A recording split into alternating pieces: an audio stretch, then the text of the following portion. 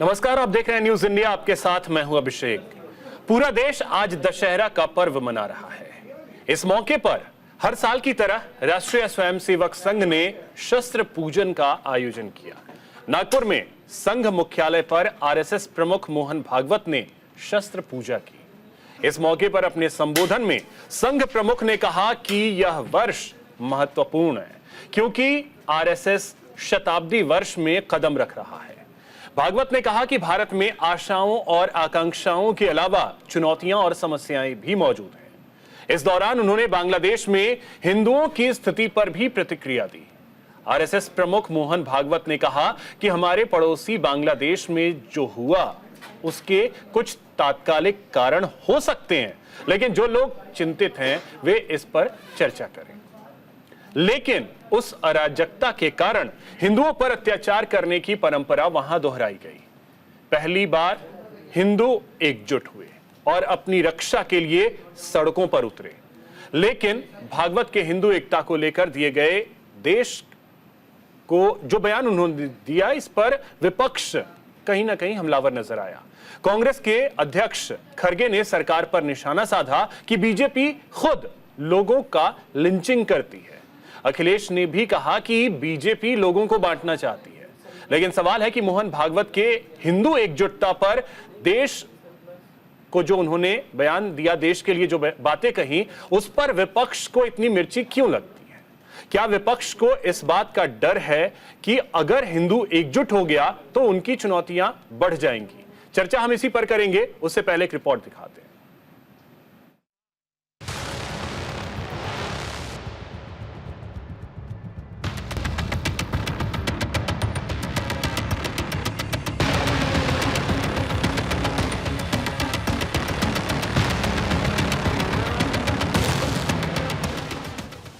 महाराष्ट्र और झारखंड में चुनाव, आरएसएस का हिंदुत्व पर दांव। आरएसएस मुख्यालय से हिंदू एकता का संदेश।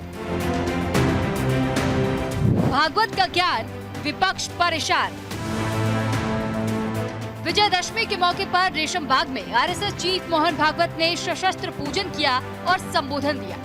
मोहन भागवत ने अपने स्पीच में हिंदू एकजुटता का संदेश एक बार फिर दिया।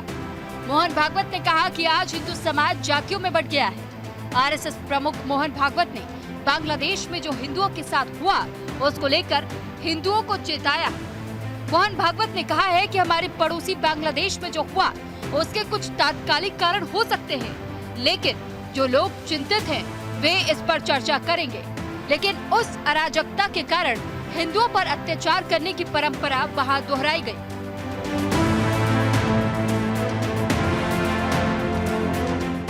अब हमारे पड़ोस में ही बांग्लादेश में क्या हुआ, उसके कुछ तात्कालिक कारण और पहलू है, ये बात ठीक है, लेकिन इतना बड़ा उत्पात तो उससे नहीं होता।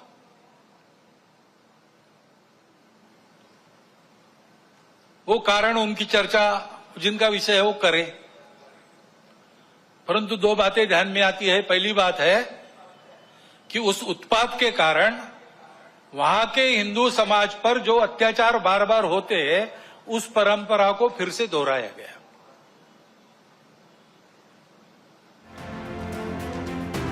बांग्लादेश में हिंदुओं पर हुए अत्याचार को लेकर मोहन भागवत ने कहा, बांग्लादेश में वहां के स्थानीय कारणों की वजह से हिंसक तख्तापलट हुआ। इस दौरान एक बार फिर से हिंदू समाज के लोगों पर अत्याचार किए गए। उन अत्याचारों के विरोध में वहां का हिंदू समाज इस बार संगठित होकर खुद के बचाव में घर के बाहर आया, इसलिए थोड़ा बचाव हुआ। लेकिन यह अत्याचारी कट्टरपंथी स्वभाव जब तक वहां है तब तक वहां के हिंदुओं सहित सभी अल्पसंख्यकों समुदाय के सर पर खतरे की तलवार लटकती रहेगी।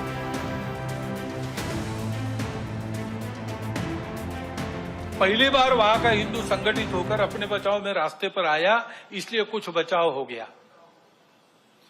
परंतु कहीं कोई गड़बड़ हो, दुर्बलों पर अपना गुस्सा निकालने की ये जो कट्टरपन की प्रवृत्ति है, वो प्रवृत्ति जब तक वहां विद्यमान है तब तक वहां के हिंदू क्या, वहां के सभी अल्पसंख्यक, उनके सर पे खतरे की तलवार लटकी रहेंगी। उनको आवश्यकता है मदद की। विश्व भर के हिंदुओं की, भारत के सरकार की सहायता उनको मिले, ये उनकी आवश्यकता है। मोहन भागवत के हिंदू एकता को लेकर दिए गए बयान के बाद से सियासत में एक नया उबाल आ गया है। इशारों में मल्लिकार्जुन खड़गे ने बीजेपी और आरएसएस पर हमला बोलते हुए कहा है कि बीजेपी और आरएसएस के लोग लोगों की लिंचिंग करते हैं, बीजेपी के लोग लोगों को मारते हैं, बीजेपी के ही लोग अनुसूचित जाति के लोगों के मुंह पे पेशाब करते हैं, बीजेपी उन लोगों का भी समर्थन करती है जो ये सब करते हैं। पार्टी टेररिस्ट की पार्टी है, लिंचिंग करते हैं, मारते हैं, शेड्यूल कास्ट के लोगों के मुंह में पेशाब करते हैं, ट्राइबल लोगों को लाके रेप करते हैं।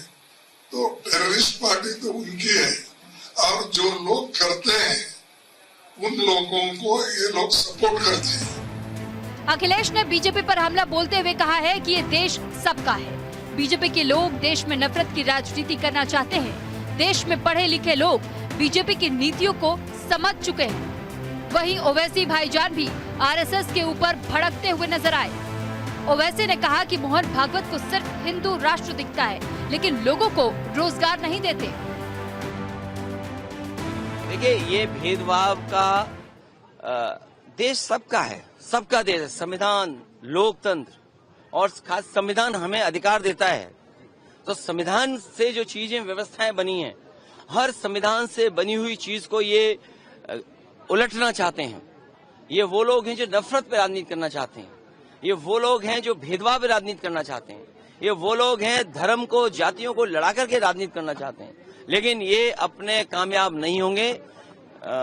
इस देश की जनता, समाज में बैठे हुए बुद्धिजीवी लोग, पढ़े लिखे लोग, वो सब महसूस कर रहे हैं कि भारतीय जनता पार्टी की जो भेदभाव की राजनीति है वो चलने वाली नहीं है।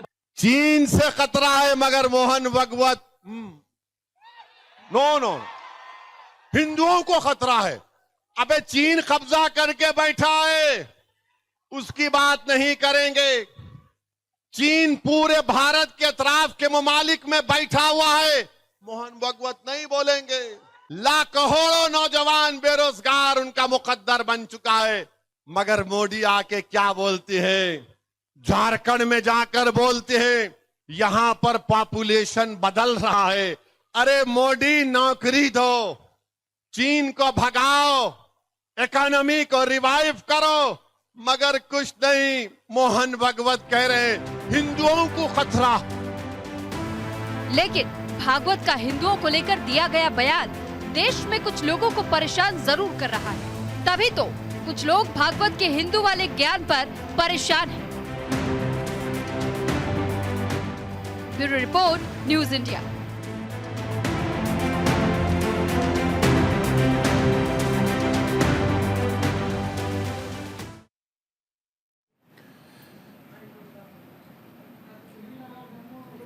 तो चलिए चर्चा आज इसी पे करेंगे। हमारे साथ एक बड़ा गेस्ट पैनल जुड़ा हुआ है। सबसे पहले परिचय करवा दूं, हमारे साथ स्वामी दयानंद सरस्वती जी जुड़ रहे हैं। पाताल बाबा के रूप में भी जाने जाते हैं, हिंदू धर्म गुरु।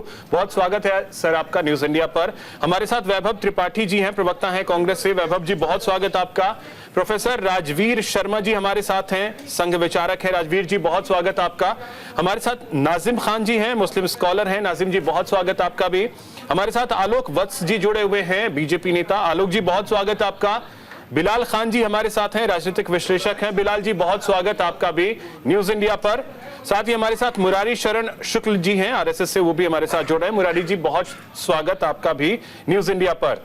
चर्चा की शुरुआत आप ही से करेंगे वैभव जी कि मोहन भागवत ने अगर हिंदुओं को एकजुट होने के लिए बोल दिया तो इसमें मतलब समस्या क्या हो गई? पूरा का पूरा विपक्ष अब ऐसा लग रहा है कि मोहन भागवत के पीछे पड़ा हो। देखिए, मोहन भागवत जी, महाराष्ट्र चुनाव नज़दीक है, उसको देखते हुए जब ऐसी टिप्पणी करते हैं तो बात सवाल खड़ा होता है। सवाल ये है कि जहां हिंदुओं के हक पे डाका डाल रही है मोदी सरकार और महाराष्ट्र की शिंदे सरकार, उसके लिए एक शब्द नहीं बोलते हैं। जहां महिलाओं पर अत्याचार हो रहे हैं उसके लिए एक शब्द नहीं बोलते हैं। चाइना बॉर्डर का मामला इतना है, चाइना घुसा हुआ है, प्रधानमंत्री क्लीन चिट दे देते हैं।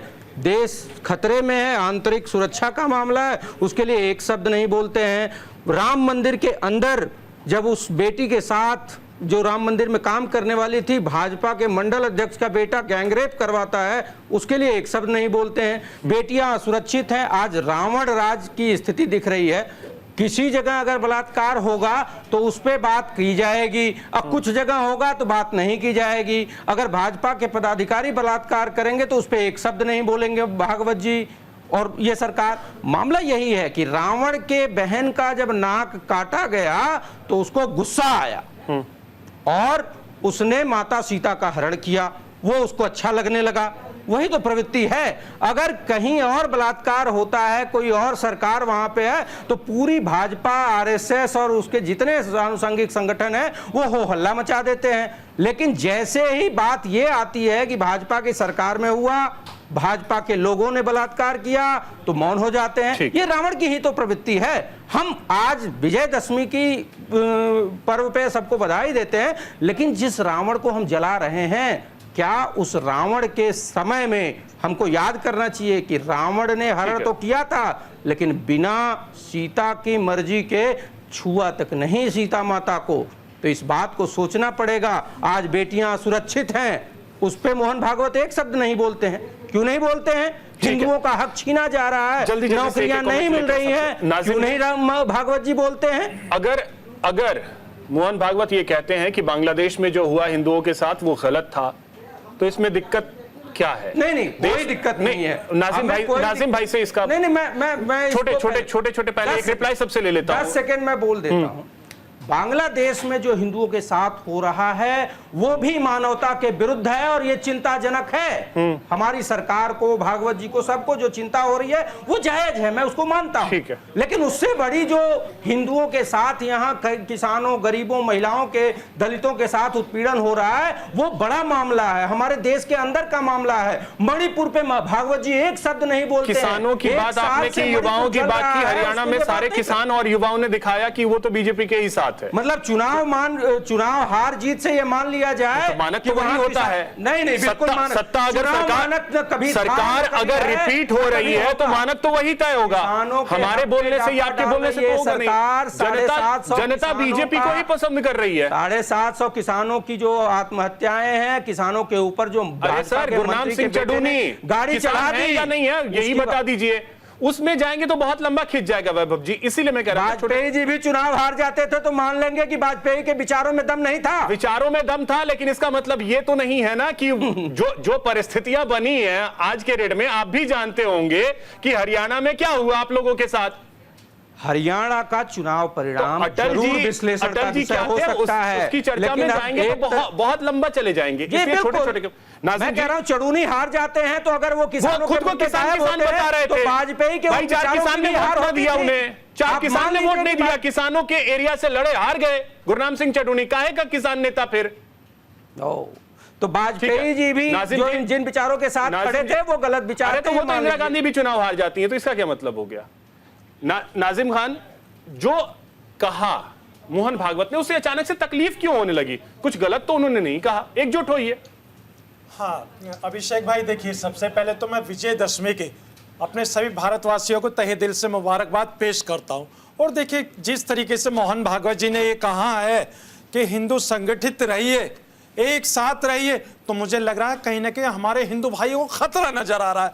भाई ये खतरा किस बात का है? जबकि देश तो सुरक्षित हाथों में है, तो फिर खतरा किस चीज का? लेकिन कभी भारत के मुसलमान ने ये नहीं कहा कि हम खतरे में, क्योंकि हम लोग संविधान को मानते हैं, संविधान के तहत बात करते हैं। हम लोगों को पता है कि ये संविधान हम लोगों की सुरक्षा करता है, तो हम लोग तो सुरक्षित है। लेकिन मेरे हिंदू भाई खतरे में आ जाते हैं। अब बात आती है बांग्लादेश की, तो बांग्लादेश में हिंदू भाइयों के साथ जो हुआ, भारत का मुसलमान में हिंदू भाइयों के साथ खड़ा था। अब मैं तो ये कहता हूं कि मुल्क के वजीर आजम के पास बहुत सुनहरी मौका है, हमारे अखंड भारत के अंदर बांग्लादेश को मिला लीजिए। और भारत का मुसलमान अपने केंद्र सरकार के साथ खड़ा होकर ये कहता है कि बांग्लादेश को भारत में मिला लीजिए, ये अखंड भारत का हिस्सा बन जाएगा। लेकिन यहां पर तो हमारे हिंदू भाइयों को यह डराया जा रहा है कि संगठित रहिए, वरना तो आपके साथ कुछ ऐसा हो जाएगा। क्या भाई क्या हो जाएगा? हम तो ये कहते हैं अभिषेक भाई, इस मुल्क के अंदर गंगा जमनी तहजीब थी, है, इंशाल्लाह हमेशा रहेगी। हिंदू मुस्लिम सिख ईसाई हमेशा नसरल्लाह से कोई लेना देना था नहीं, नसरल्ला एक आतंकवादी संगठन को लीड करता था, मारा जाता है। पूरे हिंदुस्तान में अलग अलग शहरों में कैसे रैलियां निकाली जाती हैं, चाहे वो जम्मू कश्मीर में हो, उत्तर प्रदेश के कई जिलों में हो। हाँ अभिषेक भाई देखिए, ये लोकतांत्रिक मुल्क है, सबको अधिकार है कि अपनी रैली निकाले संविधान के तहत। और मगर लेकिन जिस तरीके से नसरुल्लाह की बात हो रही है, तो मैं ये कहना चाहता हूं कि देखिए नसरुल्लाह का हमारे भारत से कोई लेना देना नहीं है। अगर यहां पर इस तरीके की रैलियां निकाली जा रही है, जिस राज्य में भी निकाली जा रही है, तो वहां जाहिर सी बात है शासन में प्रशासन की नैतिक जिम्मेदारी थी कि वहां पर इस तरीके की रैली क्यों निकाली गई, किसने परमिशन दी, तो वहां जांच का विषय है। लेकिन मैं ये कहता हूं बड़ी जिम्मेदारी के साथ, आज नाजिमा भारत का मुसलमान अपने भारत से बेइंतहा मोहब्बत करता है और इस मुल्क के लिए अपने आप को शहीद करने का जज्बा रखता है। लेकिन हम लोग ये कहते हैं कि हम अपने हिंदू भाइयों से बेइंतहा मोहब्बत करते हैं। मोहन भागवत जी ने तो हिंदू भाइयों को तो कह दिया एक रहो, क्या मुस्लिम भाइयों के लिए नहीं बोल सकते कि हिंदू मुस्लिम से एक साथ रहो? ये बड़ा इंपॉर्टेंट सवाल है। ठीक है आलोक जी, अब जैसा आपने वैभव जी को भी सुना होगा, उनका यह कहना है कि आप तो हिंदुस्तान में ही हिंदुओं का हक छीन रहे हैं और बात करते हैं बांग्लादेश के हिंदुओं की। हिंदुओं का हक हम छीन रहे हैं भारत में?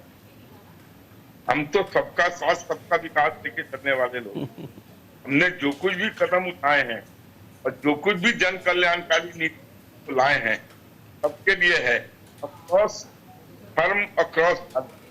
क्या मुसलमानों को भाई कहेंगे मुसलमानों को घर नहीं मिला है, मुसलमानों को शौचालय नहीं मिला है, मुसलमानों को 5 लाख का मेडिकल इंश्योरेंस नहीं मिला है, क्या मुसलमानों को राशन नहीं मिल रहा है? लेकिन अगर मोहन ने कहा है कि हिंदू संगठित रहे, इस तरीके से हिंदू में जातिगत भावना को लेकर भाव आ रही है और कुछ कथित पार्टियां इसको बढ़ावा दे रही हैं, जैसे बिहार में आरजेडी, उत्तर प्रदेश में समाजवादी पार्टी, अन्य जगहों पर कुछ पार्टियां जो शुद्ध जातिवाद के नाम पर खड़ा किए हुए हैं।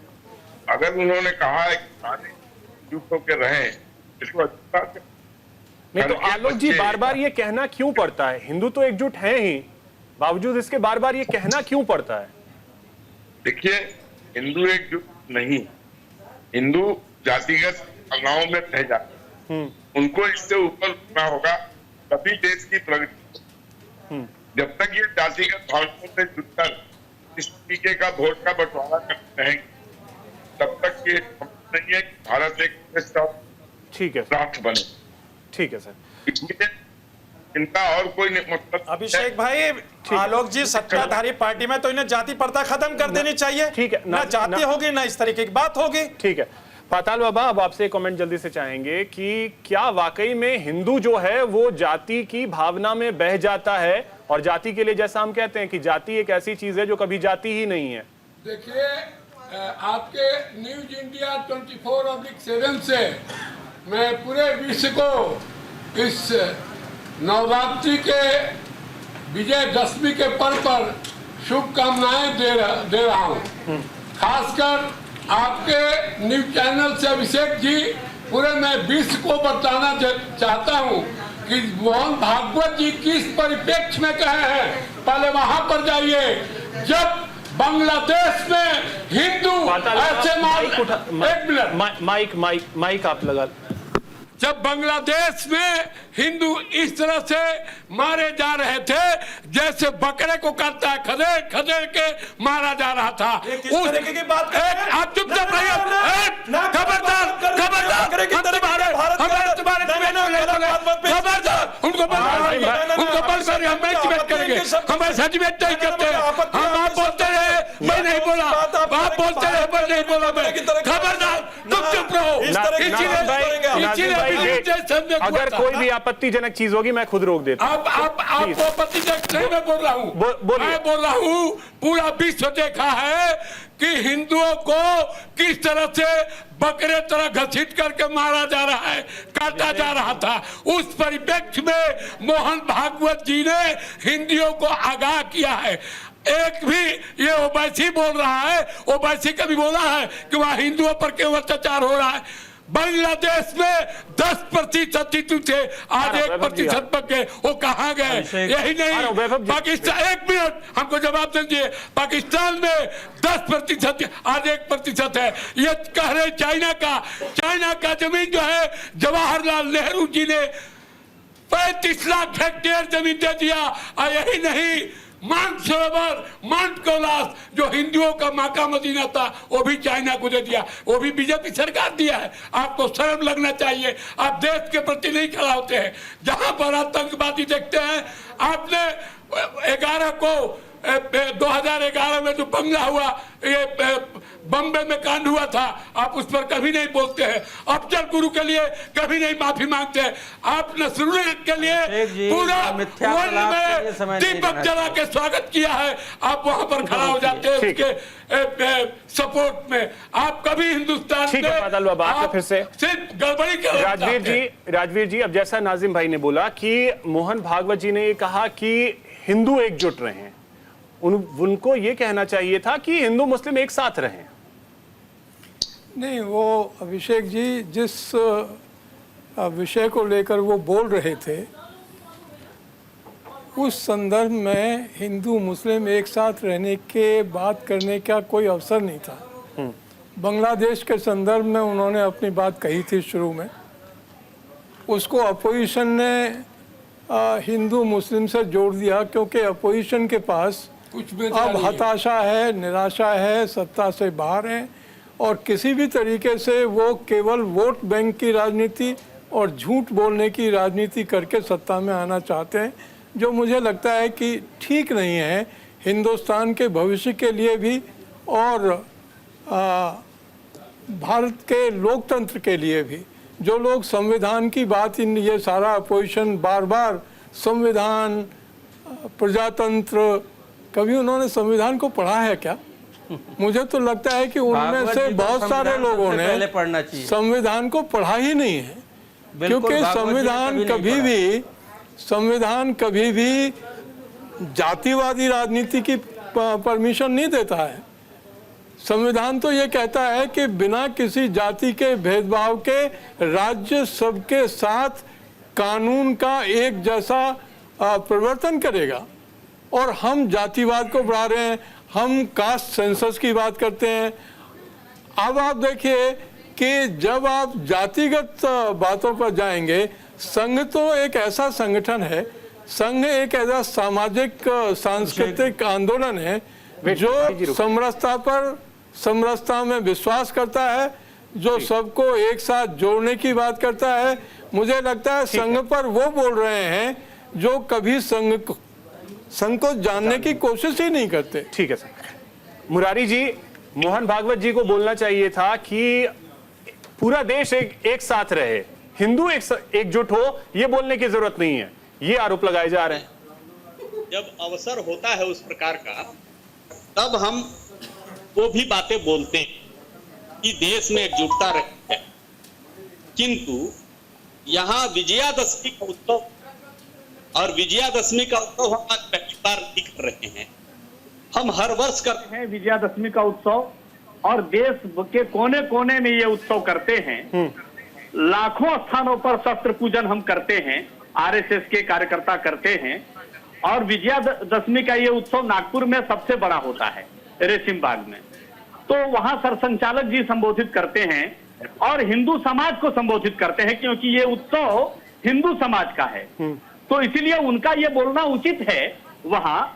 किंतु इस पर दूसरों को प्रतिक्रिया करने की या चिढ़ने की आवश्यकता इसलिए नहीं है कि यही मोहन भागवत जी एक समय में ये भी बोल रहे थे कि हमारा डीएनए एक है। तो थोड़ी भी बात तो आपने सुनी होगी, उस पर भी आपने डिबेट किया होगा, सारे चैनलों ने किया था। हम बार बार हमारे सरसंचालक जब सुदर्शन जी थे, तो माननीय सुदर्शन जी मस्जिद में भी जाया करते थे, चर्च में भी जाया करते थे, हम मौलानाओं के बैठक भी किया करते थे। आप एक घटना से माइक्रोस्कोपिक होकर सोचें, ऐसा नहीं होना चाहिए, ये मेरा आग्रह है। मैं बांग्लादेश के बारे में कुछ 2-3 बिंदु जोड़ना चाहूंगा। बीबीसी तो सेकुलर मीडिया है, बीबीसी ने 7 अगस्त को लिखा है, मैं आपको पढ़ के सुनाता हूं।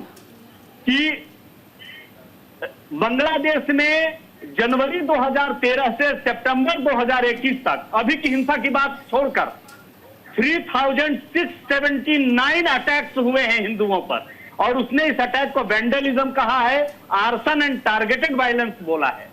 वो वीडियोस भी दिख रहे हैं सर, सोशल मीडिया पे वो वीडियोस भी दिख रहे हैं।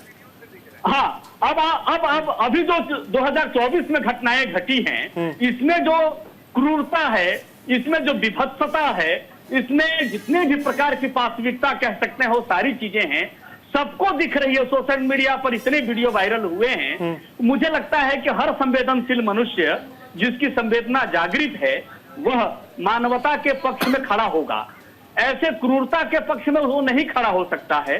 अभी एक बंधु बोल रहे थे कि हम हिंदुओं की संवेदना के साथ हैं, उनके उस भाव का मैं स्वागत करता हूं, उनका अभिनंदन करता हूं, क्योंकि उनके मन में ये भाव है। ऐसा ही भाव सबके मन में भी होना चाहिए, लेकिन सबके मन में वो भाव है नहीं, सवाल इसी वजह से उठते हैं। ठीक है, बिलाल खान जी, मोहन भागवत जी ने जो कहा है उस बात से इत्तेफाक रखते हैं कि हाँ, हिंदुओं को एकजुट होना चाहिए, क्या इसमें दिक्कत क्या है? नहीं, देश को विभाजन करने का काम जो स्टेटमेंट मोहन भागवत जी ने दिया है वो ये कहते हैं देश के सारे लोगों को, सब आते हैं उसमें, हिंदू मुसलमान पूरे देश को एक होना चाहिए, तो सब जाहिर बात है सब लोग आएंगे। लेकिन उन्होंने शुरू में ही बांटने की बात कर दी ना, उन्होंने ये नहीं कहा बेरोजगारी पे एक होना चाहिए, 15 लाख का जो वादा किया उस पर भी एक होना चाहिए, चाइना हमारी जमीन बार बार ले रहा है उस पर एक होना चाहिए, पाकिस्तान के खिलाफ एक होना चाहिए। ठीक समझ रहे हैं ना आप लोग? इस तरीके से हमारे देश के अंदर लगातार नफरत फैलाने वाले लोग हैं ना, जो 80-20 शमशान कब्रिस्तान, जो कटेंगे नहीं बटेंगे, नेम प्लेट, मदरसा नमाज, उनसे ये कहना चाहिए कि इन सब बातों को छोड़ के हम सबको एक होना चाहिए, एक प्लेटफॉर्म पे आना चाहिए। अगर कोई दूसरी कंट्री हमें आगे दिखाती है तो भारत का एक एक नागरिक, चाहे वो हिंदू हो, मुसलमान हो, सिख हो, ईसाई हो, सब लोग उनके सामने खड़े होने का काम करेंगे। लेकिन उन्होंने ये नहीं बोला, उनको सिक्योरिटी के लिए भारत की कितनी जमीन चाइना ने हड़पी है?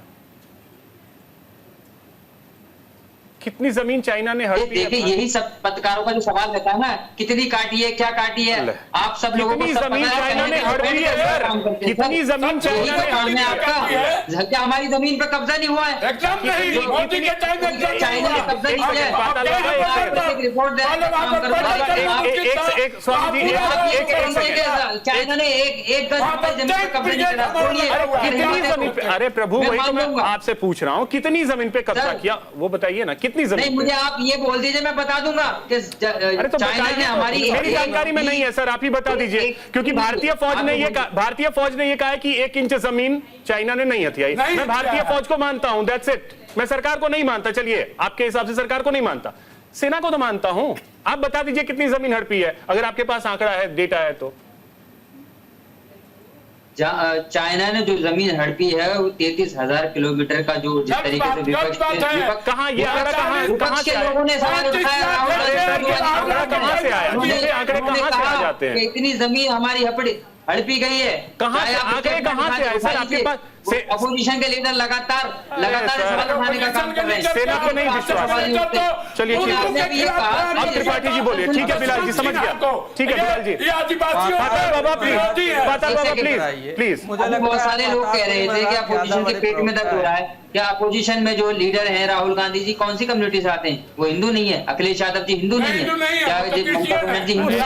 उनके पेट में दर्द महाराज जी अधिकृत नहीं है कि मेरा धर्म क्या है और मैं किस कौन कहता है कि आप बस मानिए? अरे सुन लीजिए पहले, आप चिल्लाइए नहीं, बाबा जी के देश में है, थोड़ी मर्यादा रखिए। एक सेकंड रुक जाइए, आप बोले दीजिए। कम धार्मिक गुरु के रूप में जब आप यहाँ प्रतिष्ठित हैं तो उतनी मर्यादा रखिए कि दूसरे के समय में चिल्ला न करिए। जो शब्द आप उपयोग कर रहे हैं बकरे की तरह, अरे मणिपुर के अभिषेक जी ऐसे लोगों के साथ में डिबेट नहीं करता। ये सन्यासी का चोला पहन के बीच में हुड़दंगी कर रहे हैं। चलिए त्रिपाठी जी, तुमको मैं कुछ बोल सकता हूँ, खबरदार है सवाल पर। अभिषेक जी बाबा इनका माइक जब तक आप म्यूट नहीं करेंगे मैं बात नहीं करूंगा। बाबा प्लीज बोलिए। देखिए मामला क्या है कि बाबा जी को यहाँ मणिपुर में जिस जघन्यता के साथ बहनों के साथ कुकृत्य हुए। मणिपुर पर यार कैसे आदमी है? इनका माइक डाउन करो, माइक डाउन करो। स्वामी जी, ये धर्माचार्य नहीं है, स्वामी जी, ये शंकराचार्य के अपमान करने वाले लोग हैं। स्वामी जी प्लीज, स्वामी जी, गेरुआ पहन के ये आतंक मचाए हुए हैं। स्वामी जी प्लीज। त्रिपाठी जी, मामला ये है कि जिस तरीके से मणिपुर में बहनों के साथ जघन्यता हुई, वहां जिस तरीके से निर्ममता से हत्याएं हो रही हैं पिछले 1 साल से, उस पे बाबा जी को कोई फर्क नहीं पड़ता। अब बांग्लादेश में बकरे की तरह, अरे ऐसी भाषा ना उपयोग करिए। आपके लाखों करोड़ों फॉलोअर हैं, पूरा सनातन समाज आपको साधु की नजर से देख रहा है, तो एटलीस्ट ऐसी भाषा और ऐसी शैली, शब्द शैली लीजिए जिससे लोग आपका सम्मान करते रहें। मामला ये है, मुरारी जी जो बात कह रहे थे, सही बात है जी, हिंदू धर्म का ये कार्यक्रम है तो हिंदुओं के लिए आपने बात की, लेकिन सनातन क्या कहता है? वसुधैव कुटुंबकम, सर्वे भवन्तु सुखिनः सर्वे सन्तु निरामया। वो सबकी बात करता है सनातन। भागवत क्या कहते हैं? हिंदू की बात। अच्छा, वो हिंदू, एक सेकंड, जो हिंदू भाजपाई होकर एक चीज बस मुझे हिंदू बता बेटी दीजिएगा, का बलात्कार करे, उसकी बात नहीं करेंगे भागवत। त्रिपाठी जी मुझे बस एक चीज बता दीजिएगा, जाति बांटती है या जोड़ती है? देखिए ऐसा है, जातीय जनगणना बांटती है या जोड़ती है? नहीं Tripathi ji, cut to cut सवाल है, कट टू कट जवाब दो। अरे नहीं, ऐसे नहीं होता। आप जवाब सुन लीजिए, आपने सवाल किया। मैं कह रहा हूं जाति के हिसाब से अगर उनको हक नहीं मिला तो उनका अगर विकास होगा तो देश का समेकित विकास होगा। एक बात। दूसरी बात, जो बात कह रहे हैं मुरारी जी, जाति की, मेरा सवाल सिंपल है, सिर्फ चित्ता जाति बांटती है या जोड़ती है? जाति बांटती है या जोड़ती है? बस ये ऐसा है कि भाजपा के नेताओं का पूछिए, दलितों के ऊपर पेशाब कर देते हैं, वो क्या कर रहे हैं? दलित हिंदू नहीं है, दलित हिंदू नहीं है क्या? दलित बिल्कुल हिंदू है, तो वही तो आज तक दलित बना करके रखा गया है। ठीक है नाजिम भाई, एक चीज, अब जिस तरीके से महाराज की स्थिति ये है कि वो सत्ता का बस समर्थन करना है, अब चाहे जैसे करना है, धर्म चाहे कहीं जाए, वो भागवत के अनुयायी है, सनातन के अनुयायी नहीं है। सनातन का जो अनुयायी होगा वो मानवता की बात करेगा, जो संविधान को मानने वाला होगा वो मानवता की बात करेगा, धर्म सद्भाव की बात करेगा। एक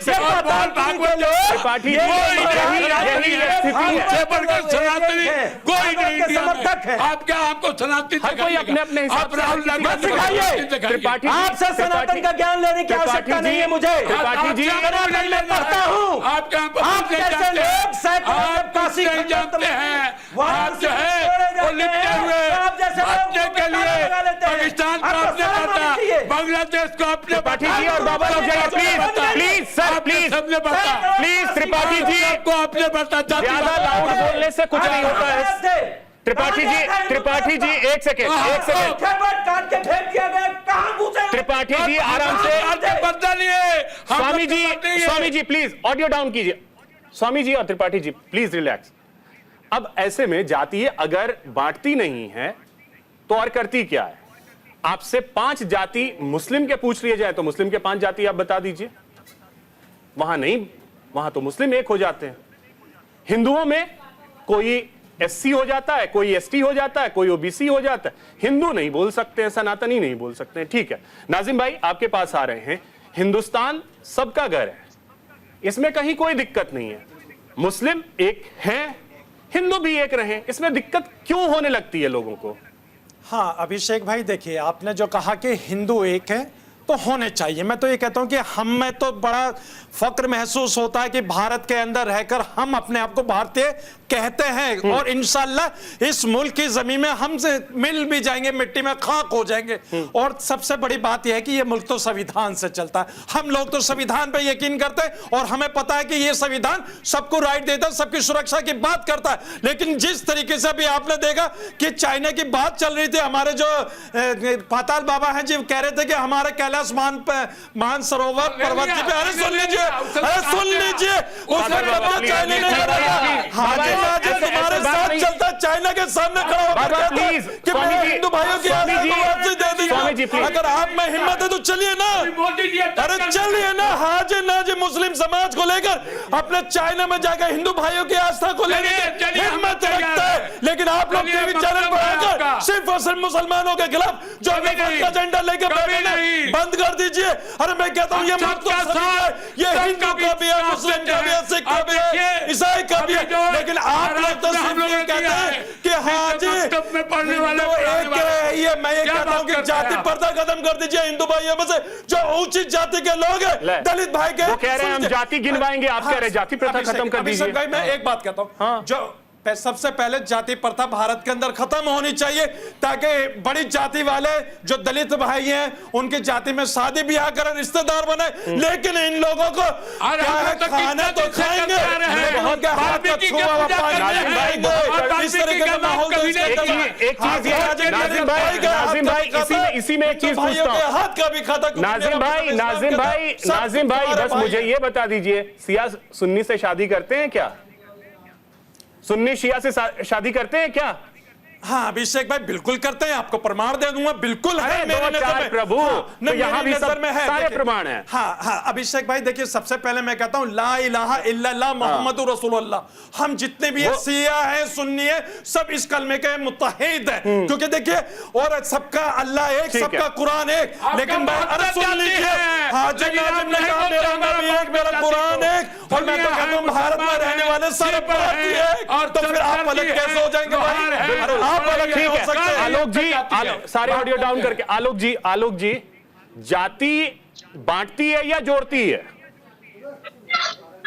100% जाति बांटती है, और इस बंटवारा को हवा दे रहे हैं जिन लोगों ने अपनी पार्टियां बनाई है जाति के दम पे, और अब कांग्रेस में उसमें शामिल हो गई। इंदिरा गांधी ने कहा था इंदिरा लाओ गरीबी भगाओ देश बचाओ, लेकिन गरीबी नहीं भागी उनके राज्य। इंदिरा गांधी ने कहा था जात पात को मिटाना है, मूलक समाज बनाना है, लेकिन वो नहीं बना, और उसके पोते जात की बात कर रहे हैं। इतनी असमानता है, वोट बैंक की राजनीति के लिए करने को तैयार है। त्रिपाठी जी देखिए, आलोक जी बिल्कुल चुप थे, प्लीज सारे ऑडियो डाउन कीजिए। आलोक जी बिल्कुल, अरे त्रिपाठी जी, आलोक जी बिल्कुल चुप थे, वो किसी के बीच में नहीं बोले हैं। देखिए चिल्लाना मुझे भी आता है, लेकिन अरे तो आप रिप्लाई कर लीजिएगा ना, रिप्लाई कर लीजिएगा। इंडिया के पेट के गरिमा को बनाए रखिए। बिलाल भाई भी है, सुन रहे हैं, नाजिम भाई भी है, सुन रहे हैं। आप ही के पेट में क्यों दर्द हो रहा है? कान तो के सुनिए, आपको आपने जिन जिन बातों को कहा था ना, दलित और सैनिक और किसान, सबने आपको सत्ता बता दिया हरियाणा में, और बीजेपी के साथ खड़ी होगी। आपके खोखले वादों को नहीं विश्वास,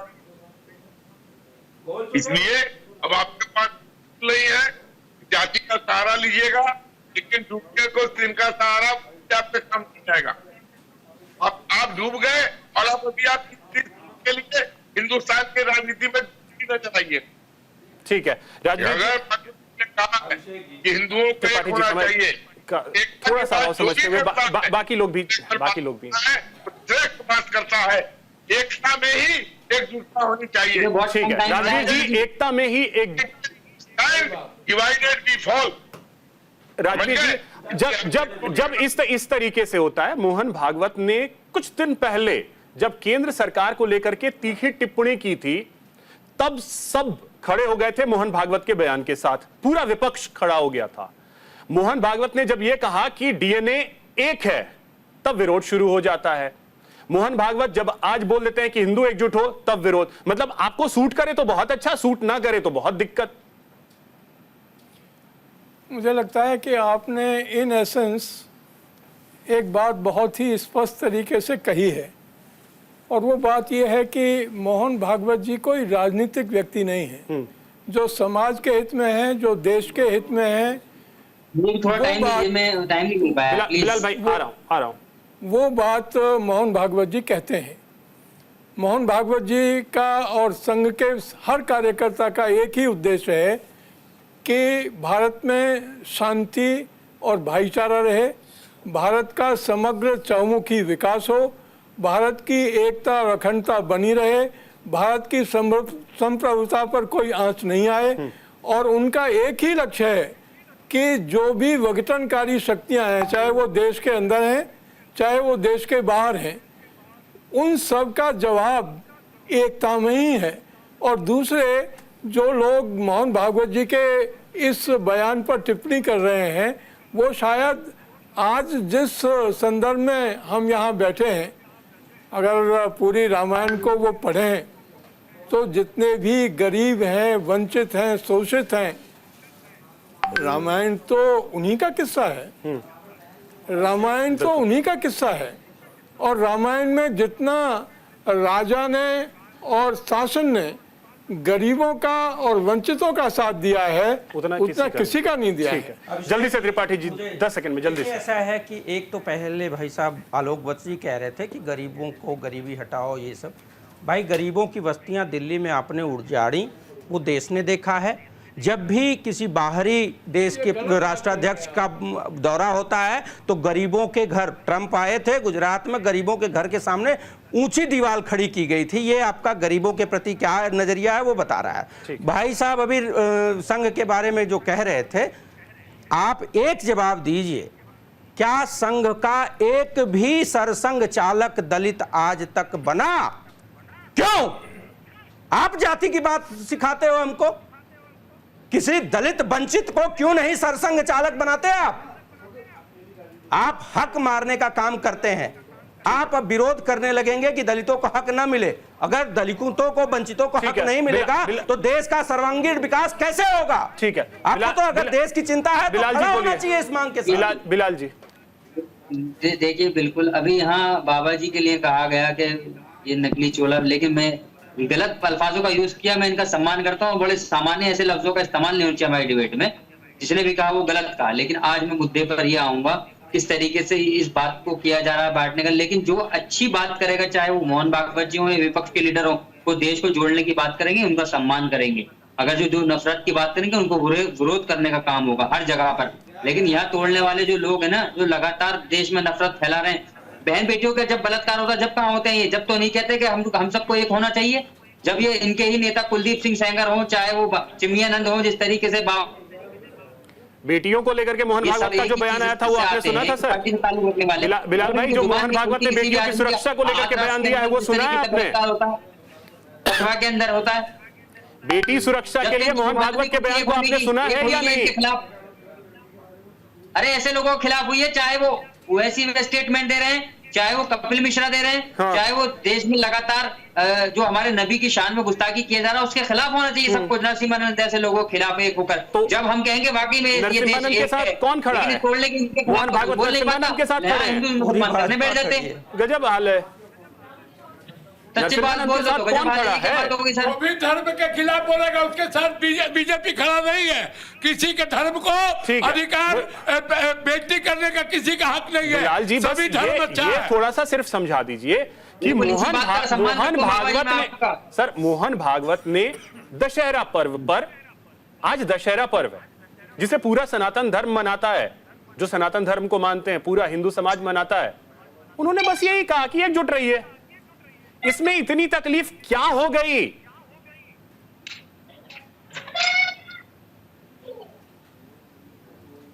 बिलाल जी इसमें इतनी तकलीफ क्या हो गई?